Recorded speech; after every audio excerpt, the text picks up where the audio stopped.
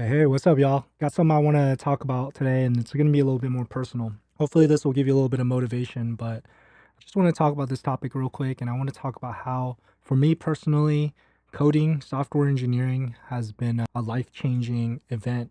And just feel like every day I'm so incredibly lucky to be a part of the community and being able to learn how to code. So for me, right, I always talk about this, and I personally think that, no matter how much code I contribute, no matter how much I code, how much the things I create get seen both at my workplace, personally, whatever it may be, I think I'll always owe it more than I can potentially give back to it. And I want to first start off by saying that software engineering has always been my second chance. And in some sense I got really lucky there. It's always been my second chance because it's been a space where a lot of folks like myself don't make it through to the point that I am at today. When you get bad grades, when you come from a low income environment, I always tell people this, right? Why didn't I pick computer science in the first place as a major? It's because I grew up and I didn't know a single software engineer. I didn't know anybody that was coding. I didn't know electrical engineers. I didn't know anybody. The closest engineer that I knew that resembled an engineer were car mechanics and technicians. And to be honest, I think that if it wasn't for the chance of software engineering allowing people like myself to get into it, it would have been I probably would have been something like that. I probably would have stuck with with construction. Funny enough, I probably would have been a mechanic or something like that for indefinitely. And I think that that's what I'm always so incredibly grateful for in terms of the profession itself. I think about a lot of my colleagues, a lot of people that I grew up from, in those communities. And I still think back to today, right? Some of those people, I saw them hustle so hard. And to be honest, if you gave them some of the tools that some of the big corps have to build out business strategies, things like that. I mean, I seriously think that some of those folks would have made laps around some of the smartest and brightest minds that are at our current companies, such as like Goldman Sachs, that kind of stuff, right? But good luck trying to get into Goldman Sachs without being at like a top ranked school or having at least a good GPA, that kind of thing. Chances are they're slim to none. And even professions like being an accountant, it's hard professions to get into without the traditional route. And I'm really incredibly grateful every single day that software engineering does have a path for that built out for folks that potentially could have coded but missed their opportunity early on to take the traditional path to get to the end goal. Every day I think about that aspect. I think about the people that have paved the way for me ahead of me. The folks that, although it isn't everybody, there's still gonna be folks that value your credentials, your degree, before they even want to interview you.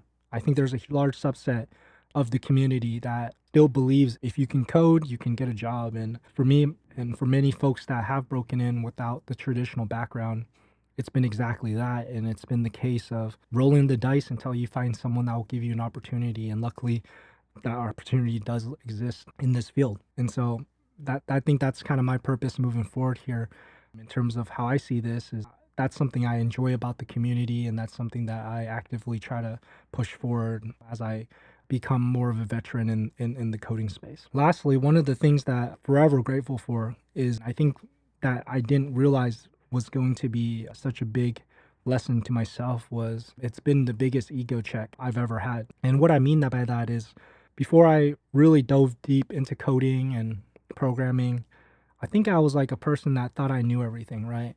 Very early on type of person that's like, this is how these things are done. There's no way around it. You didn't go to this school. You can't get these jobs.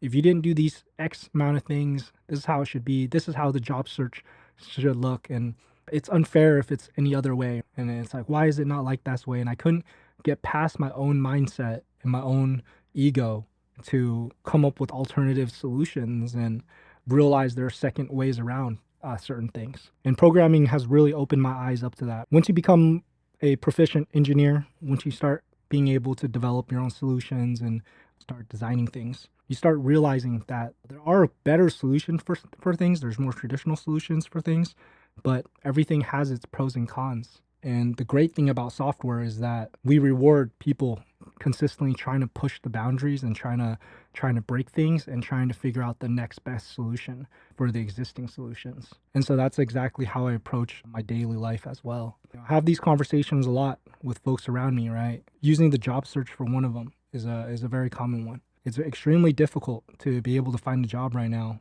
but what is stopping you from breaking the traditional path and thinking of alternative solution and designing a problem that solves the technicalities behind the job search? And when you start thinking in those manners and those possibilities start trickling in, you realize that there's so many alternative ways that potentially can work and are even better than the traditional solutions that's given by folks that know think they know the correct way. I even look at it like this. This concept for me has spread so throughout my life in investing and programming, everything has gained me so much success. In some ways, when I hear folks still talk about traditional ways to go about things, I think for me, there's an acknowledgement that of course it works. It works for the folks that are set up for it to work, but for myself, if you were from the start, you weren't set up to become that person that can take that traditional route, what are you gonna do?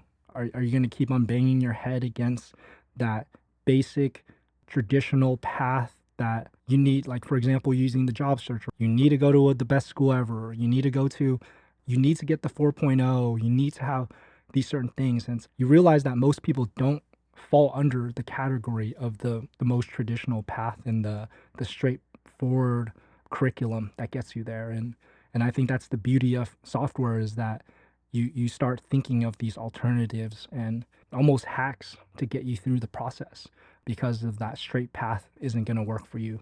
And I think essentially that's what I've done over and over in my life to gain some success. And honestly, those are the conversations I like to talk about and like to weigh out with folks, right? It's like those are the rewarding aspects of life. Every day we grow up, we get older, and most people don't have the, like myself, just unfortunately wasn't gifted with that traditional, you do A to get to B to get to C to get to D, right? What happens when you miss step B and when you miss step C?